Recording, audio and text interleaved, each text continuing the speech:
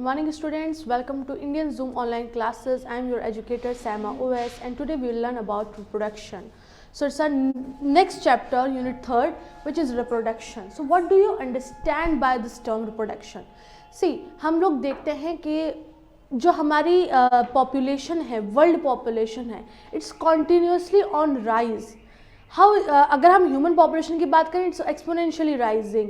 अगर हम एनिमल्स की बात करें तो हम देखते हैं कि एनिमल्स के अंदर कुछ हम सुनने में आता है कि कुछ स्पीशीज़ एंडेंजर्ड हैं, कुछ एक्सटिंक्ट हो चुकी हैं और कुछ अभी भी काफ़ी अच्छी क्वांटिटी में अमाउंट्स में मौजूद हैं, यानी उनकी पॉपुलेशन अभी भी एक अच्छी खासी पॉपुलेशन है. उसको हम एंडेंजर्ड तो नहीं कह रहे हैं, लेकिन वो अगर उसका ख्याल नहीं रखा गया, उन एनिमल्स का ख्याल नहीं रखा गया तो अ टाइम विल कम कि वो भी एक्सटिंक्ट हो जाएंगे. तो ये क्या चीज़ है, ये वर्ड्स जो हम यूज़ करते हैं, एक्सटिंक्ट हो जाएंगे, एंडेंजर्ड स्पीशीज़ हैं, या फिर एक ऐसे स्पीशीज़ हैं जो बहुत अच्छे अमाउंट में हर जगह वर्ल्ड के हर कॉर्नर में वो प्रेजेंट हैं. तो ये सब क्यों ज़रूरी है? और एक्सटिंक्ट होने का मतलब यानी कि दुनिया से एग्जिस्टेंस उस स्पीशीज़ की ख़त्म हो जाना, जैसे कि डायनासोर्स की नहीं है, इससे क्या फ़र्क पड़ रहा है? तो एक बहुत इंपॉर्टेंट कॉन्सेप्ट यहाँ पर आता है और वो आता है रिप्रोडक्शन का, कि अगर हमें एनिमल्स की पॉपुलेशन को सिक्योर करना है या उनकी पॉपुलेशन को सेव करना है, उनकी पॉपुलेशन को वाइल्ड में, वाइल्ड मतलब जो उनके एक नेचुरल हैबिटेट है उसके अंदर हमें उनको एक अच्छे अमाउंट में रखना है, एक ऑप्टिमम कंडीशंस देनी है, तो हमें उनको रिप्रोडक्शन करवाना होगा ताकि उनकी पॉपुलेशन इंक्रीज़ हो. So this population increase is basically increase in the number of individuals of that species. Dinosaur की अगर हम बात करें, अगर हमारे पास मेल और फीमेल डायनासोर्स हमें मिल जाएं अगर होते और हम उनको ऑप्टिमम कंडीशंस दे सकते, फेवरेबल कंडीशंस उनको दे सकते जिसमें वो रहना पसंद करते हैं, और उन तमाम फैक्टर्स को हम रिड्यूस कर देते या फिर ख़त्म कर देते जो उनकी एग्जिस्टेंस के लिए ख़तरा हैं, तो आज हमारे वाइल्ड में डायनासोर्स भी मौजूद होते. पर ऐसा नहीं हुआ, दे आर एक्सटिंक्ट. तो इसकी इम्पॉर्टेंस रिप्रोडक्शन की इसी फैक्ट में लाई करती है कि अगर आपको किसी भी एक पर्टिकुलर स्पेशीज़ की, जैसे कि हम डायनासोर की बात कर रहे हैं या हम मान लीजिए अपने वाइट टाइगर की बात कर रहे हैं, जिसको कहा जाता है कि इसको बहुत ज़रूरी है हम इसको सेव करें, सेव टाइगर के कैंपेन्स भी चल रहे हैं, तो ये ज़रूरी है कि हम उनको ख़त्म ना करें और उनकी पॉपुलेशन को हम ज़्यादा से ज़्यादा वाइल्ड में बढ़ाएं. तो यहाँ पर रिप्रोडक्शन से हमने क्या मतलब सीखा कि अगर आपको किसी एक स्पीशीज़ की पॉपुलेशन को अपने वाइल्ड में या नेचुरल हैबिटेट में इंक्रीज़ करना है, इन्हांस करना है, या फिर एक नंबर ऑफ पॉपुलेशन को मेंटेन करना है, तो आपको रिप्रोडक्शन कराना होगा. ठीक है, तो you have to increase the amount of individual of that particular kind. Similarly human populations को हम कहते हैं कि ह्यूमंस ख़त्म नहीं हो रहे. ह्यूमंस के लिए कभी ये वर्ड यूज़ नहीं होता that humans are extinct. No, we never use that word. Why? Because we already know our population is more than 7 billion. तो आने वाले दिनों में इससे भी ज़्यादा हो सकती है, और हम इस फैक्टर्स को भी, उन फैक्टर्स को भी पढ़ते हैं जो ह्यूमन पॉपुलेशन पर इफ़ेक्ट करते हैं.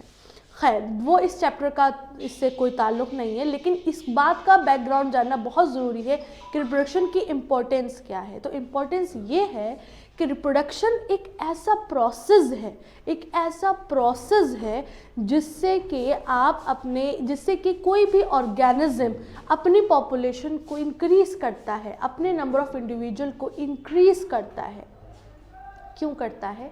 ताकि उसके नंबर ऑफ, उसकी पॉपुलेशन मेंटेन रहे, उसकी जनरेशन बरकरार रहे. अगर मान लीजिए हमें किसी जनरेशन को ख़त्म करना है, किसी भी जनरेशन को ख़त्म करना है, आप वहाँ पर रिप्रोडक्शन बंद कर दीजिए. एक टाइम आएगा, हर किसी की अपना एक लाइफ स्पैन होता है, उस लाइफ स्पैन के बाद रिप्रोडक्शन नहीं हो सकता, उस लाइफ स्पैन के बाद इंसान ही ज़िंदा नहीं रह सकता या कोई भी ऑर्गेनिज्म नहीं सर्वाइव कर सकता और वो ख़त्म हो जाएगा. उसके साथ साथ उसकी, अगर उसने रिप्रोड्यूस नहीं किया है तो उसकी जनरेशन भी वहीं ख़त्म हो जाएगी. तो reproduction is what? It's a process. Reproduction, it is a process of reproduction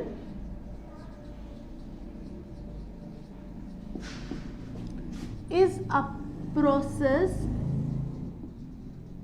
by which organisms increase its population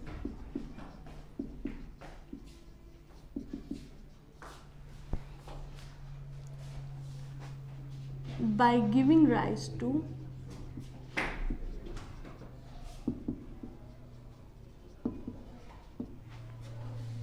individuals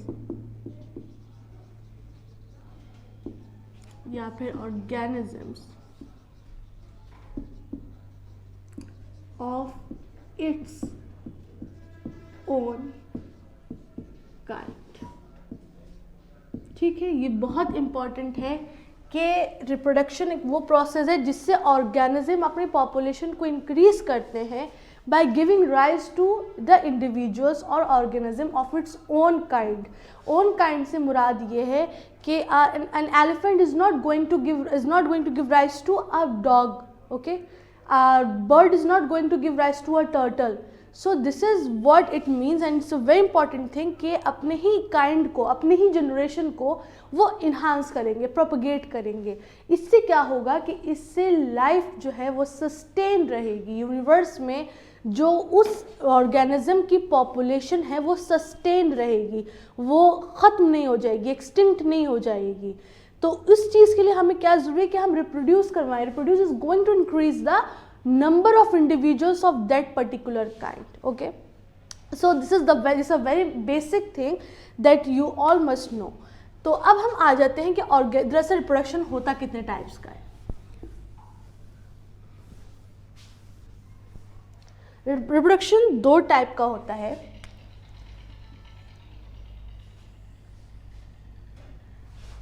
the first one is asexual reproduction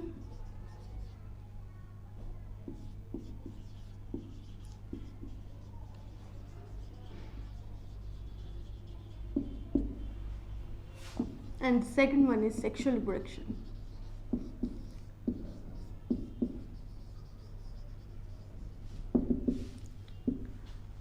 तो जैसे कि नाम से हम देख सकते हैं कि ए जिसमें भी आ जाता है इट मीन्स कि वो नहीं है, यानी एब्सेंस ऑफ समथिंग। ओके, ए से याद रख लेना चाहिए कि ये एब्सेंस किसी की बता रहा है। ठीक है, तो यहाँ पर किस चीज़ की एब्सेंस है? तो बेसिकली अगर हम पहले सेक्सुअल रिप्रोडक्शन के बारे में देखें तो यहाँ पर दो पेरेंट्स का रोल होता है। ठीक है, यहाँ पर बोथ पेरेंट्स का कंट्रीब्यूशन होता है, रोल होता है, प्लस यहाँ पर गैमेट फॉर्मेशन होती है, गैमेट फॉर्मेशन होती है। ठीक, यहाँ पर गैमेट फॉर्मेशन होती है। ये गैमेट में क्या होता है, आपका पूरा जेनेटिक इंफॉर्मेशन इसके अंदर होती है। ठीक है, पूरी जेनेटिक इंफॉर्मेशन इसके अंदर इनकोडेड होती है। किस किस की? बोथ पेरेंट्स की। ठीक है, बोथ पेरेंट्स की, बोथ पेरेंट्स की जेनेटिक इंफॉर्मेशन इस गैमेट में इनकोडेड होती है, यानी it's like a information hybrid कह सकते हैं। इंफॉर्मेशन हाइब्रिड कह सकते हैं कि इस गैमेट के अंदर दोनों पेरेंट्स की इंफॉर्मेशन होती है कि यहाँ पर जो यंग वन होगा उसके अंदर दोनों पेरेंट्स की कैरेक्टरिस्टिक्स होंगी किसकी? बोथ पेरेंट्स की।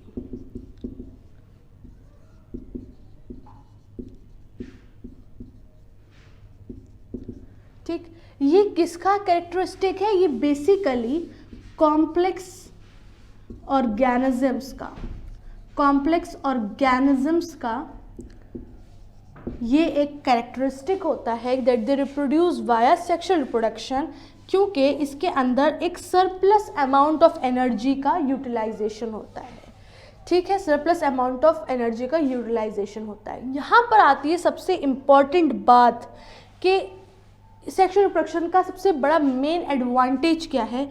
तो सबसे मेन एडवांटेज यहाँ पर है वेरिएशंस। ठीक, what do you understand by this term variations? बहुत हम एक इसको लूजली इस टर्म को यूज़ करते हैं, बहुत फ्रिक्वेंटली यूज़ करते हैं। So variations basically means change. And why do we focus on change so much कि हम इसको एक इसकी मेजर कैरेक्टरिस्टिक्स बता रहे हैं? क्योंकि ये वेरिएशंस हैं जो आपको दूसरे ऑर्गेनिज्म से नॉट अ डिफरेंट ऑर्गेनिज्म, वो तो एक बड़े लेवल की बात है, बल्कि अपने ही काइंड में, अपने ही टाइप में आपको एक अलग चेंज देते हैं. And that characteristic, that change confers your stability in the nature, and not just your stability but also it sometimes gives you or it confers on you the long life span. ठीक है, कैसे मैं बताती हूँ उसका example से कि variation, मान लीजिए कि हमने एक ही तरीके की सारी पॉपुलेशन, मान लीजिए दो डॉग्स लिए हमने, मेल एंड फीमेल डॉग्स लिए, उनकी जो पॉपुलेशन हुई, उनके जो यंग वंस हुए, for example there 5 young ones, ठीक है, और वो किसी पर्टिकुलर हैबिटेट में रहना पसंद करते हैं. सबका अपना एक नेचर होता है, हम सब अपने एक हैबिटेट में रहना पसंद करते हैं, ये तो आप जानते ही हैं. क्या कोई भी आप किसी एक पोलर बियर को लाकर आप डिज़र्ट में नहीं रुकवा सकते, वो नहीं रह पाएगा, सर्वाइव नहीं कर पाएगा. क्यों? क्योंकि उसका स्ट्रक्चर, उसकी फॉर्म, उसको जो उसके अंदर जो कैरेक्टरिस्टिक्स हैं वो किसी पोलर रीजन पर रहने की हैं. अगर आप उसको डिज़र्ट में या दूसरे हार्श क्लाइमेट में ले आएंगे जिसके लिए वो बना ही नहीं है, वो सर्वाइव नहीं कर पाएगा. It's very logical, it's very basic thing. Similarly अगर हम एग्जाम्पल लेते हैं, फॉर एग्जाम्पल 2 डॉग्स का, और उनकी एक पॉपुलेशन है, मान लीजिए 5 उनके डॉग्स हैं, 5 पपीज़ हैं. वो 5 पपीज़ क्या हैं? फॉर एग्ज़ाम्पल एग्जैक्ट कॉपीज़ हैं, एग्जैक्ट कॉपीज़ हैं अपनी पेरेंट्स की. क्या वो एग्जैक्ट कॉपीज़ जो पेरेंट्स ही हैं, यानी उनके अंदर कोई चेंज नहीं है, कोई भी वेरिएशन नहीं, they are identical to their parents. अब वहाँ पर कोई कैलेमिटी आती है, कोई ऐसी कंडीशंस हो जाती हैं कि जिसकी वजह से उन सारे एनिमल्स को, उन सारे डॉग्स और पपीज़ को मरना पड़ जाए या उनकी एक्सटिंक्ट हो जाए, उनकी पॉपुलेशन सर्वाइव नहीं कर पाएंगी. क्यों? क्योंकि उनके अंदर वो कैरेक्टरिस्टिक नहीं आई थी, वो चेंज नहीं आ पाया था जो उनको रेजिस्टेंट बना दे उस ख़राब से क्लाइमेट के लिए या उस कैलेमिटी के लिए.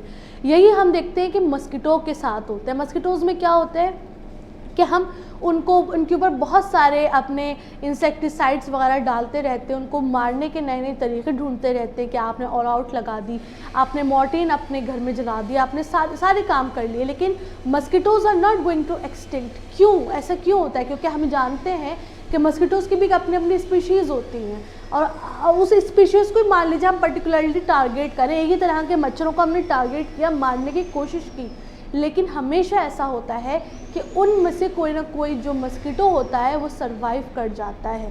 सर्वाइव करने का मतलब है उसके अंदर वो रेजिस्टेंस मौजूद है, वो प्रोटेक्शन, वो शील्ड मौजूद है जो उसको, जो जिस चीज़ से हम मारना चाह रहे हैं, चाहे वो ऑल आउट हो या वो मॉर्टिन हो या वो कोई इंसेक्टिसाइड हो, उससे उसको मरने नहीं देती, वो उसके अंदर रेजिस्टेंस बना देती है. उस रेजिस्टेंस का फ़ायदा उसको ये होता है कि वो सर्वाइव कर जाता है एक अलग क्लाइमेट को या फिर एक अलग कंडीशन को जो उसको मारने के लिए मारना चाह रही थी. तो ये वेरिएशंस की इम्पोर्टेंस होती है, ये सेक्सुअल रिप्रोडक्शन की इम्पोर्टेंस होती है. और ऐसा कब हो सकता है? जब दोनों पेरेंट्स के कैरेक्टरिस्टिक्स ऑफस्प्रिंग में आ जाए और वो ऑफस्प्रिंग को कोई एक ऐसी यूनिक कैरेक्टरिस्टिक दे दे कि जिसकी वजह से उसकी लाइफ उसकी सस्टेनेंस जो है वो इंश्योर हो जाए. ठीक है, उसकी सस्टेनेंस इंश्योर हो जाए. और चेंज ही वो है जो हम चाहते हैं. ह्यूमन पॉपुलेशन 7 बिलियन, ठीक है, लेकिन क्या ये 7 बिलियन लोग आपस में सब एक दूसरे से मिलते हैं? सबका चेहरा, सबके लुक, सबकी हाइट, सबकी स्किन एक जैसी होती है? No. Even the siblings they do not match completely. Even the twins they do not match completely. कहीं ना कहीं उनके अंदर वेरिएशन ज़रूर मौजूद होंगे. And these variations are responsible for sustenance of life on earth. और यही वेरिएशन एक दूसरे को हमसे यूनिक करते हैं और हमें किसी न किसी तरीके से हमारे क्या तो लाइफ स्पैन को इंश्योर करते हैं या हमारी हेल्थ को बेहतर करते हैं. तो ये थी सेक्सुअल रिप्रोडक्शन की एक short story. Now come to asexual reproduction which is way easier to understand than the sexual reproduction. तो एसेक्सुअल रिप्रोडक्शन कैसे डिफर होता है कि इसमें कोई भी एक पेरेंट इन्वॉल्व होता है. Only one parent is involved. Okay, only one parent is involved. The second thing is gamete formation नहीं होती है, गैमेट फॉर्मेशन की ज़रूरत भी नहीं है। क्यों? क्योंकि यहाँ पर सिर्फ एक ही पेरेंट इन्वॉल्व है, there is no gamete formation है। क्यों? क्योंकि एक ही पेरेंट इन्वॉल्व है, वो अपना काम कर लेगा, ठीक है, उसको अपना ही क्लोन देना है तो वो अपना एक ही काफ़ी है, तो there is no gamete formation. The third thing is, जब कोई गैमेट फॉर्मेशन नहीं हुई तो कोई जेनेटिक का आपस में एक्सचेंज नहीं हुआ, जेनेटिक इन्फॉर्मेशन आपस में शफल भी नहीं करेगी, ठीक है, शफल नहीं करेगी, जो कि इस केस में कर रही थी, शफल नहीं करेगी, कोई नया वेरिएशन अराइज नहीं होगा।